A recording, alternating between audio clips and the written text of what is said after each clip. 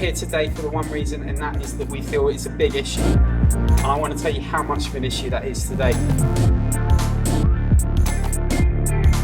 Is a subject which is very close to my heart and close to the heart of the team as well. It's one of those words that is massively stigmatised, and there are reasons behind that, but there are a lot of reasons why it shouldn't be like that today.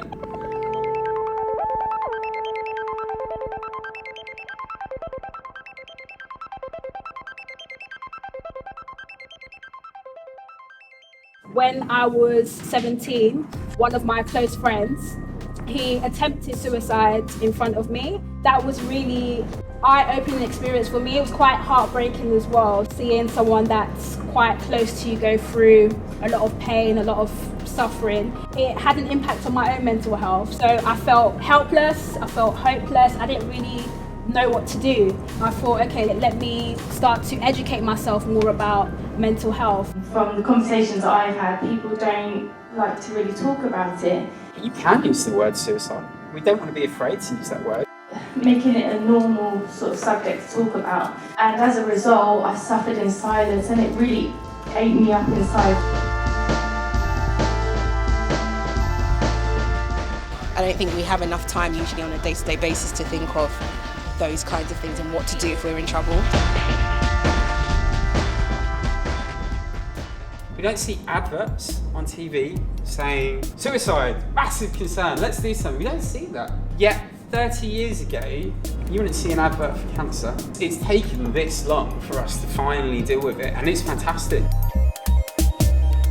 When I was 12 years old, my dad sadly took his own life. It was very difficult at the time.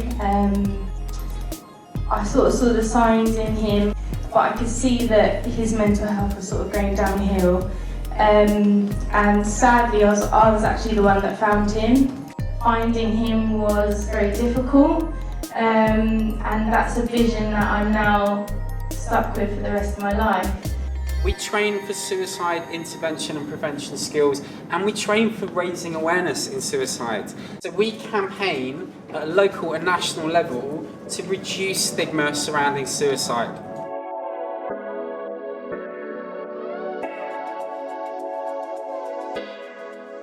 That this number of 1,666 is probably an awful lot higher.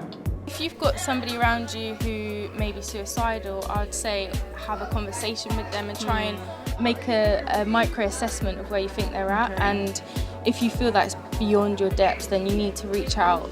You're on your way to that funeral, getting the Uber, you're sitting at the back of the Uber, a bit late, you make it there, everyone's there already, so you sleep at the back. You're just sitting down watching everything go by. It's time to view the casket. So you make your way to the front, you look into the casket, and then you see yourself. Got 3 questions. What would your friends and family say about you? What would your colleagues say about you? And what would your community say about you? Isaac said that his family would say, gone too soon. Friends would say he was a lovely guy and the life of the party. And then his community would say that he was troublesome when he was younger, but grew into a lovely young man. Yeah, and I believe all of those things.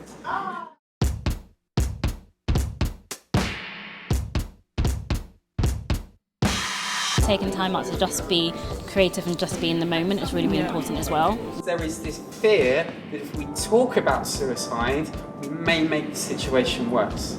I've never really thought about trying to spot somebody who might be in trouble. Don't keep it inside. As the logo says, inside out, so you never know who could be really, really supportive. Talking openly about suicide in a sensitive and serious manner, it reduces stigma, which is the one thing that we want to do, and it could create opportunities for people thinking about suicide to ask for help. Don't want to acknowledge suicide as such an issue in our society, but it is, and it's a big one.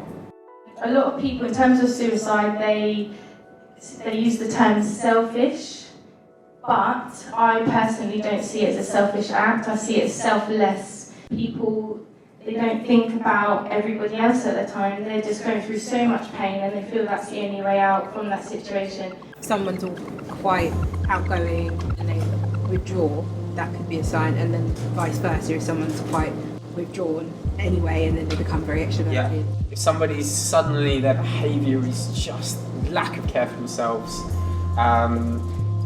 you know, they're being dangerous, they're taking risks, that's a key sign.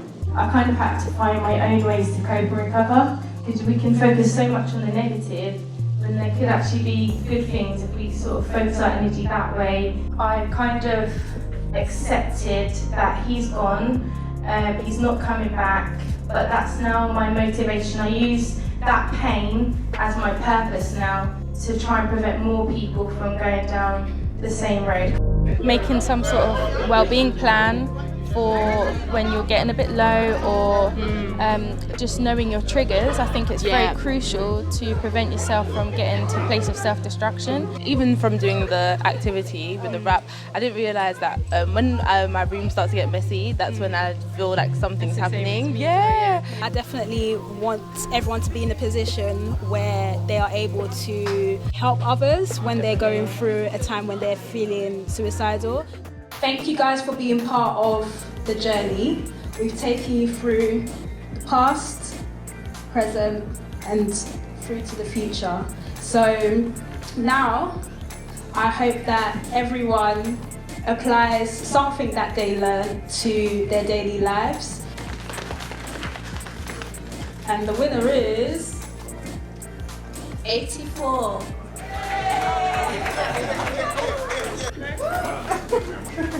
So we purposely wanted everyone to go through the past, present and future.